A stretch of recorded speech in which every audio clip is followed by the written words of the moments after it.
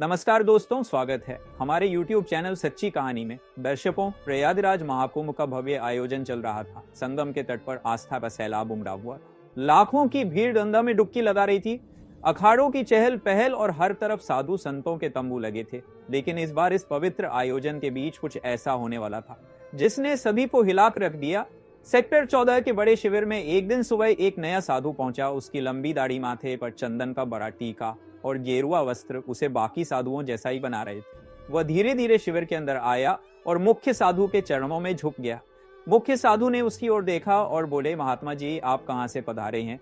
नए साधु ने हाथ जोड़ते हुए जवाब दिया, काशी से यहाँ संगम पर साधना करने की इच्छा थी, इसलिए आ गया। मुख्य साधु ने सिर हिलाते हुए कहा, बहुत अच्छा, ये पवित्र भूमि है, आप यहाँ आराम से रह सकते हैं। साधु शिविर के एक कोने में बैठ गया। उसने अपने झोले से एक पोटली निकाली, उसमें से चंदन और राख अपनी हथेलियों पर लगाया और ध्यान में बैठ गया। बाकी साधु उसकी ओर ज्यादा ध्यान नहीं दे रहे थे, क्योंकि महाकुंभ में रोजाना ऐसे नए चेहरों का आना जाना आम था। दिन भर वह साधु अन्य संतों के साथ साधारण तरीके से समय बिताता। वह सुबह जल्दी गंगा स्नान करता, दिन भर प्रवचन सुनता और रात होते ही ध्यान में लीन हो जाता।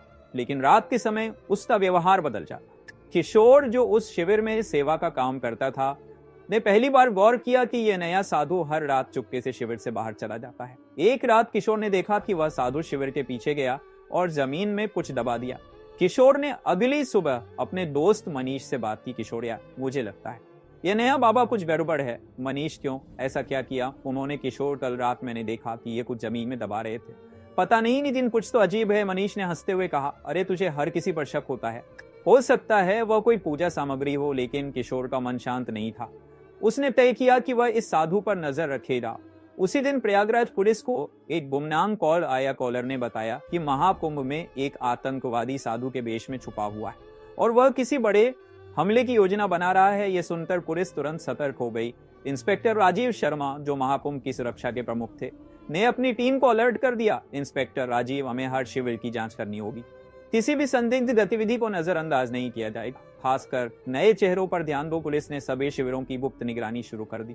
इस बीच सेक्टर 14 के शिविर में वह नया साधु सामान्य तरीके से दिन बिता रहा था, लेकिन रात को उसकी हरकतें जारी थी। एक रात किशोर ने देखा कि साधु झोले से एक कागज और छोटा उपकरण निकाल रहा था। वह झोला लेकर शिविर से बाहर चला गया। किशोर ने साहस जुटाया और उसका पीछा किया। साधु सीधे गंगा घाट के पास गया, जहां उसने एक व्यक्ति से मुलाकात की। साधु, सब कुछ योजना के अनुसार चल रहा है, कोई शक नहीं हुआ है। अनजान व्यक्ति, बहुत अच्छा, बस सही वक्त का इंतजार करो। किशोर ने इन दोनों की बातचीत दूर से सुनी और अपने फोन से इसे रिकॉर्ड करने की कोशिश की, लेकिन वह बहुत डर गया था। अगले दिन उसने यह बात मुख्य साधु को बताई। किशोर महाराज, वह साधु कुछ गड़बड़ है, मैंने उसे कल रात किसी अजनबी से बात करते देखा। मुख्य साधु ने गंभीरता से कहा, यह बहुत गंभीर बात है, हमें पुलिस को सूचित करना चाहिए। किशोर ने थोड़ा हिचकते हुए कहा, अगर वह दोषी निकला तो मुख्य साधु ये जोखिम उठाने लायक नहीं है। ऐसा करते हैं, आज रात उसकी हरकतों को फिर से देखते हैं। अगली रात किशोर और मुख्य साधु ने तय किया कि वे उस संदिग्ध साधु पर नजर रखेंगे। किशोर ने अपना फोन तैयार रखा और मुख्य साधु ने शिविर के कुछ अन्य साधुओं को भी अलर्ट कर दिया।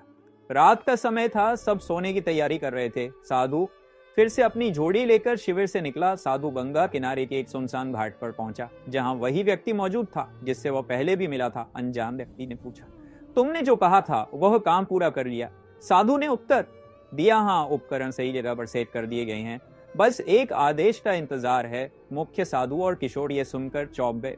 किशोर ने इस बातचीत को रिकॉर्ड कर लिया। मुख्य साधु ने धीरे से किशोर से कहा, तुरंत पुलिस को बुलाओ। किशोर ने पुलिस को कॉल किया और उन्हें सारी जानकारी दी। इंस्पेक्टर राजीव शर्मा और उनकी टीम तुरंत हरकत में आ गई। इंस्पेक्टर राजीव ने कहा, हमें इस संदिग्ध साधु को रंगे हाथों पकड़ना होगा। अगर वह सच में आतंकवादी है तो वह कोई बड़ा खतरा बन सकता है। पुलिस ने घाट की ओर जाने वाले सभी रास्तों को घेर लिया। कुछ जवान वेश बदलकर वहां पहुंचे ताकि साधु को उन पर शक न हो। साधु और उसका साथी अभी भी बातचीत में व्यस्त थे। साधु ने कहा, यह आखिरी चरण है, बस जैसे ही भीड़ सबसे ज्यादा होगी हमें कार्रवाई करनी है। अनजान व्यक्ति ने उत्तर दिया, यह हमला सबके लिए एक बड़ा संदेश होगा। कोई सोच भी नहीं सकता कि महाकुंभ जैसी जगह को निशाना बनाया जा सकता है। पुलिस टीम ने सही का इंतजार किया। जैसे ही साधु ने अपने झोड़े से एक और उपकरण निकाला, पुलिस ने उन्हें ये लिया। इंस्पेक्टर राजीव ने कहा, हाथ ऊपर करो, पुलिस से बचने की कोशिश मत करना। साधु और उसका साथी हड़बड़ा दे। साधु ने भागने की कोशिश की, लेकिन पुलिस ने उसे पकड़ लिया। झोले की तलाशी ली गई, तो उसमें विस्फोटक उपकरण और कुछ नक्शे मिले। पुलिस ने तुरंत साधु और उसके साथी को गिरफ्तार कर लिया। पूछताछ में पता चला कि वह एक अंतर्राष्ट्रीय आतंकी संगठन का सदस्य था। उसका असली नाम अयूब खान था और वह भारत में कई सालों से छुपकर रह रहा था। इंस्पेक्टर राजीव ने पूछा, तुम्हारा मकसद क्या था? महाकुंभ जैसे पवित्र आयोजन को क्यों निशाना बनाया? अयूब ने उत्तर दिया, भीड़ का डर सबसे बड़ा हथियार है। हमारा मकसद था यहाँ ऐसा हमला करना जो दुनिया को हिला दे, लेकिन तुमने हमारे प्लान को खत्म कर दिया। पुलिस को साधु के झोले और शिविर के आसपास लगाए गए उपकरणों से बड़े हमले की योजना के सबूत मिले। अगले दिन प्रयागराज पुलिस ने मीडिया को बताया कि महाकुंभ में एक बड़ा आतंकी हमला टल गया। इंस्पेक्टर राजीव ने कहा, हम किशोर और मुख्य साधु के शुक्रगुजार हैं जिन्होंने सही समय पर जानकारी दी। ये सब उनकी सतर्क और साहस का नतीजा है। किशोर और मुख्य साधु को महाकुंभ आयोजन समिति ने सम्मानित किया।